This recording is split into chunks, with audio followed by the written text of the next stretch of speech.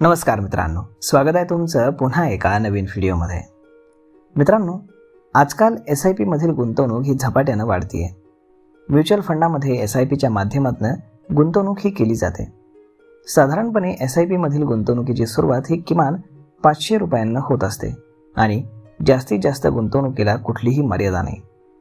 पण काही काळापूर्वीच SBI म्युच्युअल फंडाने स्टेट बँक ऑफ इंडिया सोबत जननिवेश SIP लॉन्च केलेली आहे, ज्यामध्ये तुम्ही फक्त 250 रुपयांपासून गुंतवणूक ही सुरू करू शकता।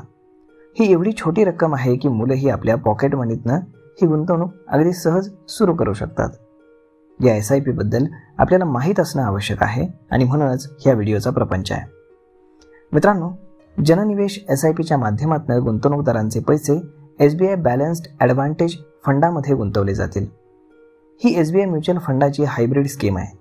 बॅलन्स ॲडव्हान्टेज फंडामध्ये गुंतवणूकदारांचे पैसे बाजारातील परिस्थितीनुसार इक्विटी आणि डेटमध्ये गुंतवले जातात।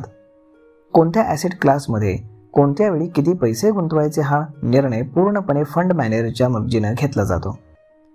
हायब्रिड फंडामुळे बाजारातील जोखीम कमी होते, त्यामुळे बॅलन्स्ड रिटर्न देणारी ही योजना मानली जाते। तर आता यामध्ये गुंतवणूक करावी तरी कशी? तर तुम्हाला जनप्रवेश योजनेअंतर्गत गुंतवणूक सुरू करायची असेल तर तुम्ही SBI योनो ॲपद्वारे ही गुंतवणूक सुरू करू शकता। याशिवाय पेटीएम, झिरोदा, ग्रो यासारख्या डिजिटल फिनटेक प्लॅटफॉर्मच्या माध्यमातून देखील तुम्ही गुंतवणूक सुरू करू शकता। SBI म्युच्युअल फंडाच्या पब्लिक इन्व्हेस्टमेंट स्कीममध्ये तुम्हाला डेली, वीकली आणि मंथली SIPचा पर्याय मिळेल। आपण आपल्या सोयीनुसार ते निवडू शकता। तर मग आता 5 वर्षामध्ये तुम्हाला किती रिटर्न्स मिळू शकतात? जर तुम्ही या योजनेमध्ये 5 वर्षांसाठी दरमहा 250 रुपये गुंतवलेत तर एकूण तुमची 15,000 रुपयांची रक्कम जमा होईल। 12% सरासरी परताव्यानुसार तुम्हाला 5 वर्षांमध्ये 5,276 रुपयांचा परतावा मिळेल। अशा प्रकारे 5 वर्षामध्ये तुमच्याकडे 15,000चे 20,276 रुपये जमतील। तर मग आता 10 ते 20 वर्षांमध्ये किती परतावा मिळेल तेही पहा। जर तुम्ही 10 वर्षांसाठी दरमहा 250 रुपये गुंतवणूक केलीत तर तुम्ही 30,000 रुपये गुंतवणार आहात। 12% दराने तुम्हाला 26,000 रुपयांचा परतावा मिळेल आणि तुमचे 56,000 रुपये जमा होतील।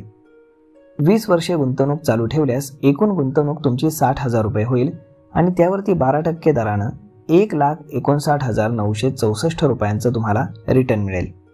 तर मग असे 20 वर्षामध्ये एकूण तुम्हाला 2,29,964 रुपये पुन्हा परत मिळतील। तर मित्रांनो, म्युच्युअल फंड योजना ही बाजाराशी निगडीत असल्यानं त्या परताव्याची शाश्वती कधीही देता येत नाही।